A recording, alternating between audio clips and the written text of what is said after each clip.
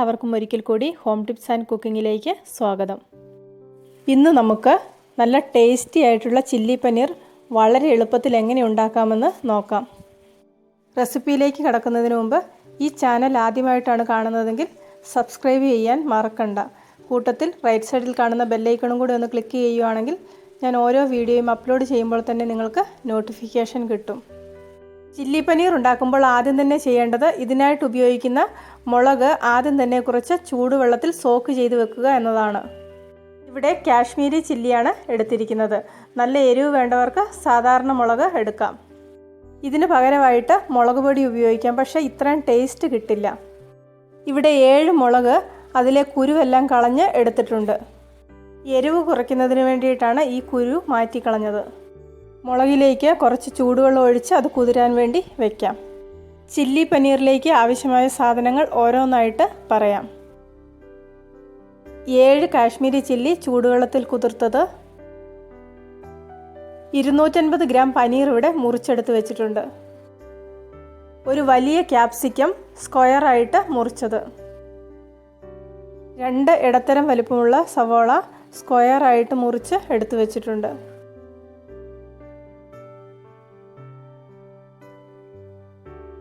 ഒരു വലിയ വെളുത്തുള്ളി വൃത്തിയാക്കി മുറിച്ചത് ഏകദേശം 2 ടേബിൾ സ്പൂൺ വരും, ഏകദേശം 2 ഇഞ്ച് വലിപ്പമുള്ള ഒരു ഇഞ്ചിയുടെ കഷ്ണം വൃത്തിയാക്കി മുറിച്ച് വെച്ചിട്ടുണ്ട്, 3 പച്ചമുളക് നടുവേ മുറിച്ചത്, 1 ടീസ്പൂൺ ഡാർക്ക് സോയാ സോസാണ് ഇവിടെ എടുത്തിരിക്കുന്നത്, ടൊമാറ്റോ സോസ് 1 ടേബിൾ സ്പൂൺ, കുരുമുളക് ചതച്ചത് 1/2 ടീസ്പൂൺ, തേൻ 1 ടീസ്പൂൺ, 1 മുറി നാരങ്ങ, ആവശ്യത്തിന് ഉപ്പ്, 2 ടേബിൾ സ്പൂൺ കോൺഫ്ലവർ, ഇത് ഏറ്റവും അവസാനം എടുക്കാനുള്ളതാണ്, 3 ടേബിൾ സ്പൂൺ കോൺഫ്ലവറും 5 ടേബിൾ സ്പൂൺ മൈദയും ഇവിടെ വേറെ ഒരു കപ്പിൽ എടുത്തിട്ടുണ്ട്, ആവശ്യത്തിന് വെള്ളവും വെജിറ്റബിൾ ഓയിലും എടുത്തിട്ടുണ്ട്.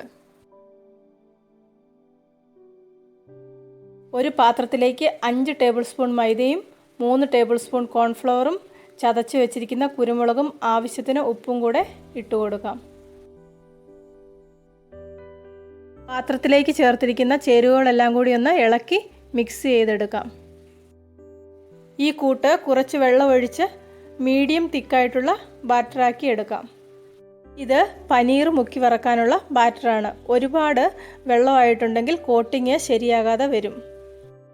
ബാറ്റർ ഇവിടെ റെഡി ആയിട്ടുണ്ട്. ഇത് ശ്രദ്ധിച്ച് നോക്കിയിട്ടുണ്ടെങ്കിൽ ഇതിൻ്റെ പാകം നിങ്ങൾക്ക് മനസ്സിലാകും.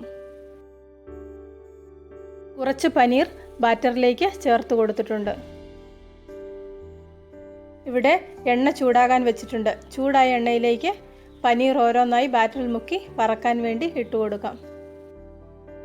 കൈകൊണ്ട് ഇട്ട് കൊടുക്കുന്നതാണ് നല്ലത്. സ്പൂൺ കൊണ്ട് ഇട്ടിട്ടുണ്ടെങ്കിൽ ബാറ്റർ എല്ലാം കൂടെ എണ്ണയിലേക്ക് വീഴാനുള്ള സാധ്യതയുണ്ട്. പനീർ എണ്ണയിൽ വറുത്തെടുക്കുന്ന സമയത്ത് ഇടയ്ക്കൊന്ന് തിരിച്ചും മറിച്ചും ഇട്ട് കൊടുക്കണം. പനീർ ഇവിടെ ഗോൾഡൻ കളറായി വന്നിട്ടുണ്ട്. ഈ സമയമാകുമ്പോഴേക്ക് ഇത് നല്ല ക്രിസ്പി ആയിട്ട് വരും. മുറിച്ച് വെച്ചിരിക്കുന്ന പനീർ എല്ലാം ഇതുപോലെ വറുത്ത് കോരിയെടുക്കാം. അടുത്തതായി ഒരു പാൻ എടുത്ത് അതിലേക്ക് കുറച്ച് എണ്ണ ഒഴിച്ചു കൊടുക്കാം. നേരത്തെ പനീർ വറുത്ത എണ്ണ തന്നെയാണ് ഇതിനു വേണ്ടിയിട്ടും ഉപയോഗിക്കുന്നത്. 1 ടേബിൾ സ്പൂൺ വെളുത്തുള്ളി അരിഞ്ഞത്, 1 കഷ്ണം ഇഞ്ചി, കുതിർത്ത് വെച്ചിരുന്ന വറ്റൽമുളക് ഇവയെല്ലാം കൂടെ നന്നായിട്ട് അരച്ചെടുത്തിട്ടുണ്ട്. എണ്ണ ചൂടാകുമ്പോൾ 1 ടേബിൾ സ്പൂൺ വെളുത്തുള്ളി അരിഞ്ഞതും 3 പച്ചമുളക് നടുവേ കീറിയതും ചേർത്ത് കൊടുക്കുന്നുണ്ട്.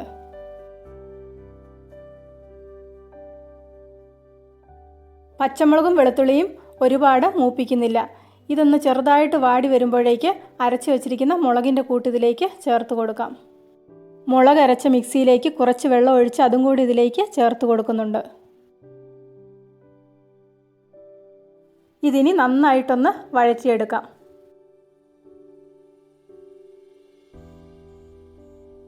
കൂട്ടിവിടെ ഏകദേശം വഴന്നു വരാൻ തുടങ്ങിയിട്ടുണ്ട്. ഈ കൂട്ട് എണ്ണ തെളിയുന്നത് വരെ വഴറ്റി കൊടുക്കണം. ഇവിടെ ഇപ്പോൾ എണ്ണയൊക്കെ തെളിഞ്ഞു വരാൻ തുടങ്ങിയിട്ടുണ്ട്. നല്ലവണ്ണം എണ്ണ തെളിഞ്ഞു വരുമ്പോഴേക്ക് ഇതൊരു പാത്രത്തിലേക്ക് മാറ്റാം. ഈ എണ്ണയിൽ തന്നെയാണ് ബാക്കി കാര്യങ്ങളും കുക്ക് ചെയ്തെടുക്കുന്നത്. ആവശ്യമെങ്കിൽ കുറച്ചുകൂടി എണ്ണ ചേർത്ത് കൊടുക്കാം.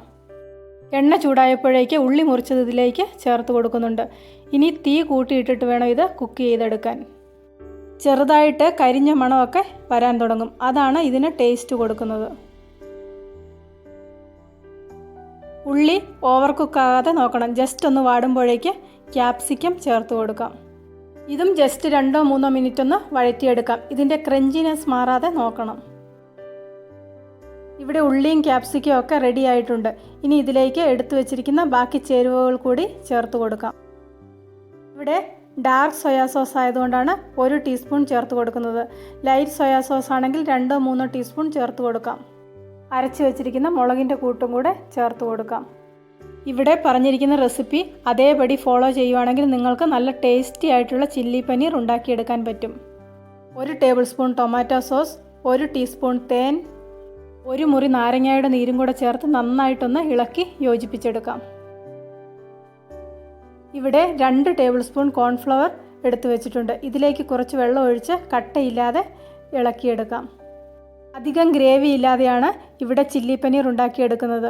കൂടുതൽ ഗ്രേവി വേണ്ടവർക്ക് കൂടുതൽ കോൺഫ്ലവറും വെള്ളവും ചേർത്ത് കൊടുക്കാം. കോൺഫ്ലവർ ചേർത്ത് കൊടുക്കുന്ന സമയത്ത് തീ കുറച്ചിട്ട് നന്നായിട്ട് ഇളക്കി കൊടുക്കണം, അല്ലെങ്കിൽ കോൺഫ്ലവർ കട്ട കെട്ടിപ്പോകാനുള്ള സാധ്യതയുണ്ട്. കൂടുതൽ ഗ്രേവി വേണമെന്നുണ്ടെങ്കിൽ ഈ സമയം കുറച്ച് വെള്ളം കൂടെ ഒഴിച്ചു കൊടുക്കാം. ആവശ്യത്തിനുള്ള ഉപ്പും വറുത്ത് വെച്ചിരിക്കുന്ന പനീറും ചേർത്ത് കൊടുക്കാം. ഇതിനി നന്നായിട്ടൊന്ന് ഇളക്കി യോജിപ്പിച്ചെടുക്കാം. നല്ല ടേസ്റ്റി ആയിട്ടുള്ള ചില്ലി പനീർ ഇവിടെ റെഡിയായി വന്നിട്ടുണ്ട്. ഈ ഒരു എരിവിൽ ഉണ്ടാക്കുകയാണെങ്കിൽ കുട്ടികൾക്കൊക്കെ വളരെയധികം ഇഷ്ടപ്പെടും. കൂടുതൽ എരിവ് വേണ്ടവർക്ക് കൂടുതൽ മുളക് ചേർത്ത് ഉണ്ടാക്കാവുന്നതാണ്. ഇന്നത്തെ റെസിപ്പി എല്ലാവർക്കും ഇഷ്ടപ്പെട്ടെന്ന് വിശ്വസിക്കുന്നു. ഇഷ്ടപ്പെട്ടെങ്കിൽ നിങ്ങൾ ലൈക്ക് ചെയ്യണം, നിങ്ങളുടെ അഭിപ്രായങ്ങൾ അറിയിക്കണം. കൂട്ടത്തിൽ ചാനൽ സബ്സ്ക്രൈബ് ചെയ്യാത്തവർ ആരെങ്കിലും ഉണ്ടെങ്കിൽ സബ്സ്ക്രൈബ് ചെയ്യാനും മറക്കണ്ട. സബ്സ്ക്രൈബ് ബട്ടൺ ക്ലിക്ക് ചെയ്യുമ്പോൾ റൈറ്റ് സൈഡിൽ വരുന്ന ബെല്ലൈക്കണും കൂടി ഒന്ന് ആക്ടിവേറ്റ് ആക്കുകയാണെങ്കിൽ ഞാൻ ഓരോ വീഡിയോയും അപ്ലോഡ് ചെയ്യുമ്പോൾ തന്നെ നിങ്ങൾക്ക് നോട്ടിഫിക്കേഷൻ കിട്ടും. പുതിയൊരു വീഡിയോയുമായിട്ട് വീണ്ടും കാണാം.